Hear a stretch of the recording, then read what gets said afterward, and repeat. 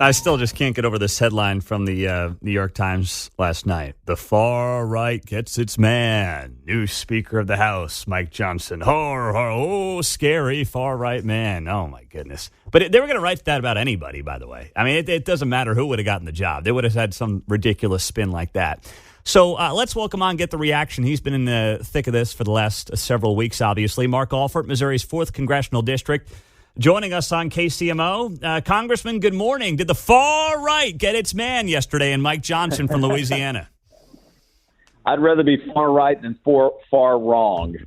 I tell you what, I was down on I went down the House floor yesterday. We were voting on the resolution for Israel, and you know, I've told you this. I always go through the doors that the Democrats go through, and I try to meet some people. And Lois Frankel of Palm Beach, Florida, is probably one of the most liberal members of Congress that we have. But I talked to her. I talked to as many people as I can. And I was telling her, I said, "Don't you love our new speaker?" And she said, "Yes, I do." I said, "His speech was great. You guys stood up and clapped for it." She says, "Yeah, but I just don't like him talking about God."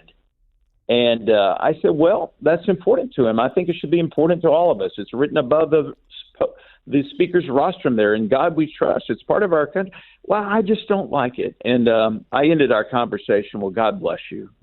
And she kind of laughed a little bit. But look, you know what this speaker's going to do that I don't think McCarthy was able to do? I think because of the vitriol, not just within our conference, but within our body, I think Mike Johnson is going to be able to unite, find common ground where we can, stick to our principles, our core conservative principles, but try to move people along and win them over by being a servant leader. And he is a servant leader. Yeah, and that certainly seems, he's only been in the House for 6 years now or so, and when it comes to, I guess, experience in the House, he has the second least experience of anybody who's ever risen to be Speaker of the House. But I don't know if that's a bad thing, Mark. Do you perceive that as a bad thing? I think it's a good thing. I think it's a great thing because, look, he hadn't ticked anybody off. He's a gentle man. He has the best interests of others ahead of himself. That is so rare up here that I'm finding.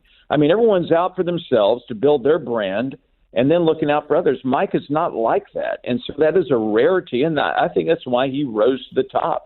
I think actually, 6 years is a good amount of time to be up here. He was the chair of the Republican Study Committee, the largest subcommittee in our conference that we have. Just about every member of our conference is a member of that. He was also the vice chair of our Republican conference. So it's not like he was a wallflower. Here's what I like to this analogy, okay? Mike is from Louisiana. They make great gumbo in Louisiana. Mike is the roux. He wants us to be the shrimp, the peppers, the andouille sausage, and the chicken. He is content on being the roux that binds us together, and that is what we need right now. Yeah, it seems more so than ever. Mark Alford, Missouri's 4th District, is on KCMO Talk Radio.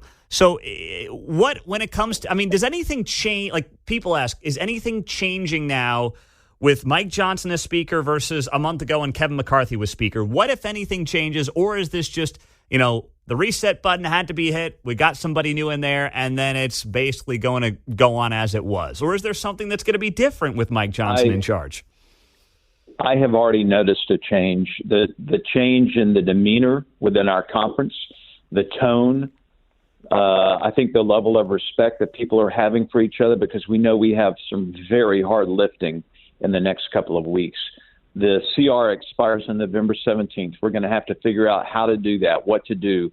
How do we get these 8 remaining appropriation bills passed? At what level of funding? How do we work with the Senate on the National Defense Authorization Act to rebuild our military? How do we get a farm bill through? How do we secure our border?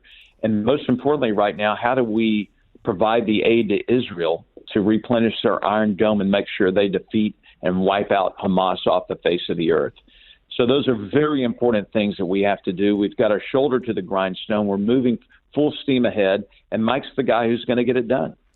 Well, that is exciting stuff as we keep tabs and have kept tabs on this. Was there any point over the last few weeks, Mark, where you said to yourself, geez, I left a great job in TV at Fox 4 for these knuckleheads? Yes, last Friday. I went home. Well, I texted Leslie, and I called her, I think. And I said, this is the first time that I've ever thought, like, what in the heck did I do? I did not come here for this.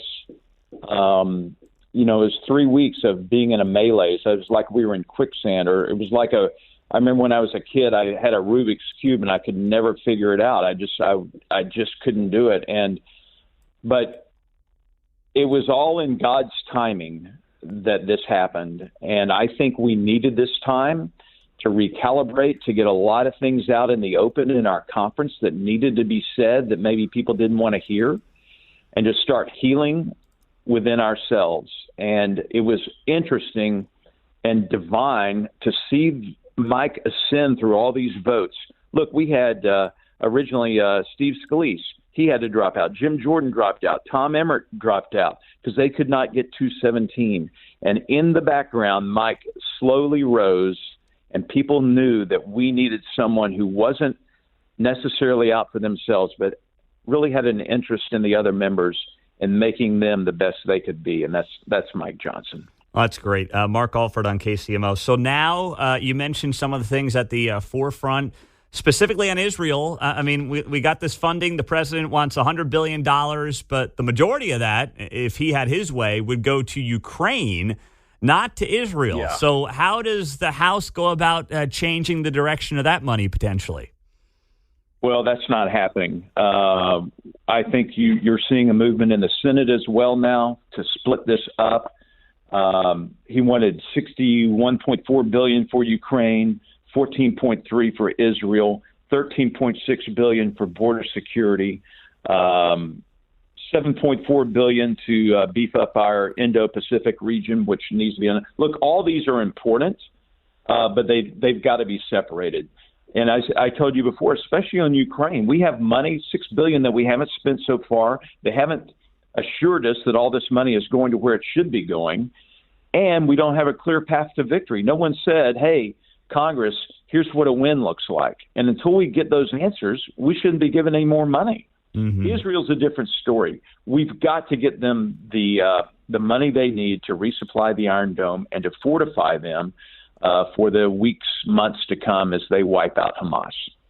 So you think that you guys will split those votes? You'll do a thing on Israel and then I guess something on Ukraine and take it from there. But it will not be a package deal because it sounds like the president's trying to basically, to give you guys some money for the border and for Israel, he needs double that essentially for Ukraine. Yeah, he knows that he cannot get Ukraine passed unless he tries to attach it to someone else, to some other funding need like Israel, because people are starting to ask legitimate questions. Mm-hmm. I know people in our district, I know your listeners are. Look, we know that Russia does not need to win this because China's watching, mm-hmm. and Vladimir Putin is a bully. But we can't fund another Vietnam. We cannot stay there forever. What does victory look like? Is it winning back Donbass? Is it winning back? Is it taking back Crimea? Give us a clear picture, and we have not gotten an unclassified picture of that to present to the American people, the investors in this endeavor. Yeah, that's well said. Mark Alford on KCMO Talk Radio. We appreciate the time, Mark. We'll be talking to you soon, and I'm glad this thing is done. Real quick, can I put in two quick plugs? This weekend, Saturday, Max England, who was the Member Services Director for Kevin McCarthy, is running for Congress for Indiana. I'm doing a fundraiser at his parents' home in Lone Jack. And if you go to his website, it is maxforindiana.com. There's more about it there.